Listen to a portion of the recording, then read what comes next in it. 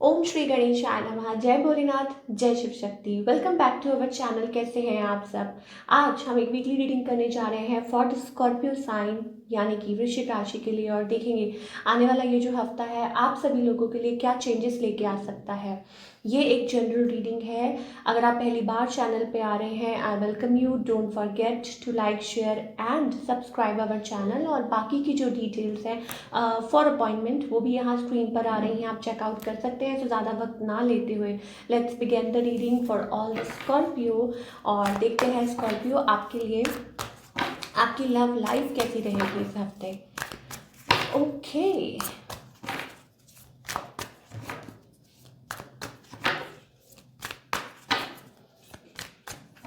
Okay Scorpio.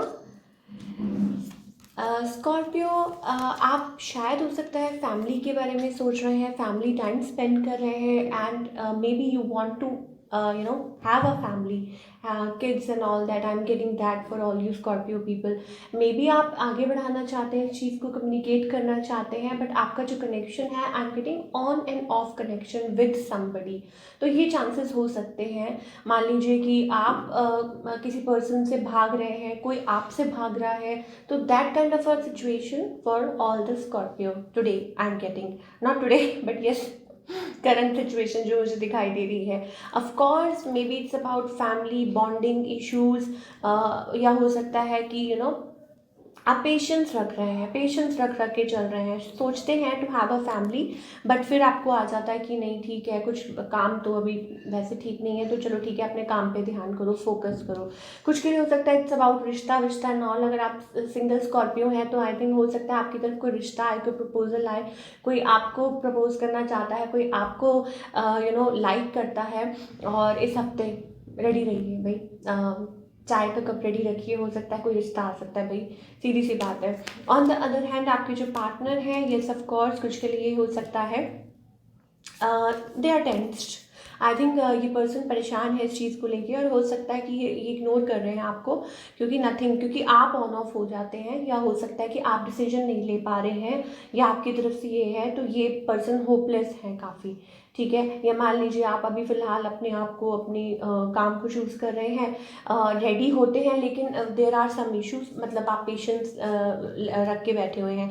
और ये reasons हो सकते हैं कि ये पर्सन मतलब भाग जाते हैं सिचुएशन को छोड़ के, या यूँ कह लीजिए कि हाँ बर्डन फील करते हैं, इनको माइंड पे प्रेशर होता है कि कब क्या कैसे होगा, तो इसलिए कोई वो नहीं निकलता। अगर आप नेक्स्ट स्टेप की बात करेंगे इस पर्सन की, तो मुझे ऐसा लगता है कि अभी फ़िलहाल देखिए ये पर्सन अपनी तरफ से मुझे लगता है पूरी कोशिश कर चुके हैं, या still trying, because 5 of wands यहाँ पे एक से ज़्यादा लोग दिखाई दे रहे हैं स्कॉर्पियो सिचुएशन में। तो आई डोंट नो ये आपको कैसे अप्लाई करता है, but yes this is what I am getting कि स्ट्रगल है, एक स्ट्रगल गोइंग ऑन, देखते हैं क्या होता है this and that.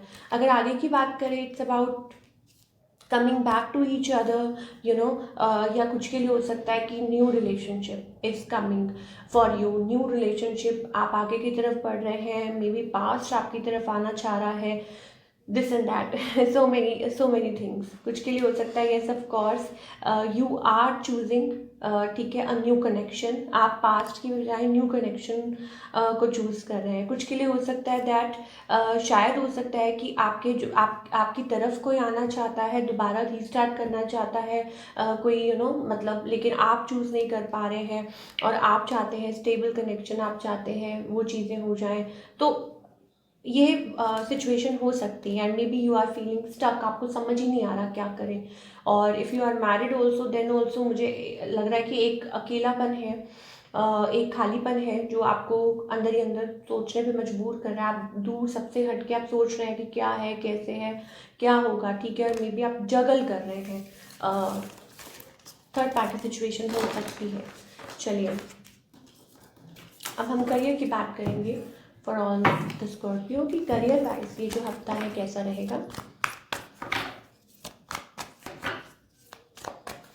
Okay, career wise I think it's going to be good. We have that magician card, ठीक है, और I think money is also coming.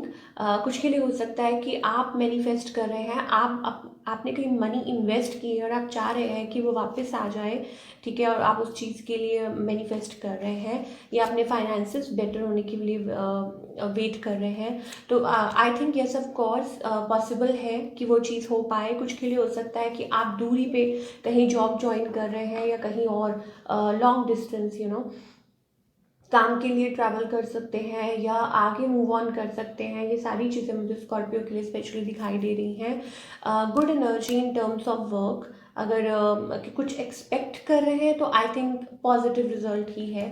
मुझे ऐसा लगता है कि yes, it's about outcome will be positive. मान लीजिए आप काफ़ी टाइम से किसी चीज़ का वेट कर रहे हैं, या चीज़ें थोड़ी बहुत स्टक थी, ऑल्दो आप बहुत अच्छे से आप जानते हैं, new maybe you are journaling, आप अपना विजन क्रिएट कर रहे हैं, वर्किंग ऑन योर सेल्फ, सारा कुछ कर रहे हैं, तो पॉजिटिव आउटकम आप एक्सपेक्ट कर सकते हैं। तो क्या गाइडेंस है फॉर ऑल द स्कॉर्पियो, देखते हैं फॉर द कमिंग वीक।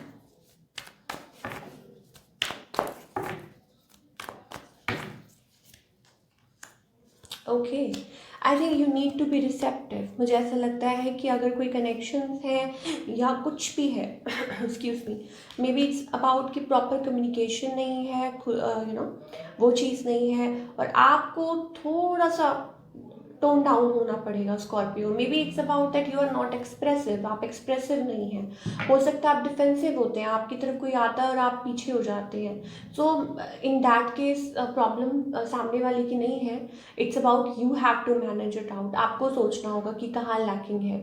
और मुझे ऐसा लगता है देयर आर कनेक्शन, समबडी कोई है जो आपकी तरफ आना चाहता है, बट शायद हो सकता है कि आपने इतना वो टाइम ना दिया हो या तवज्जो ना दिया हो, और या स्टोरी टोटली ऑपोजिट हो सकती है।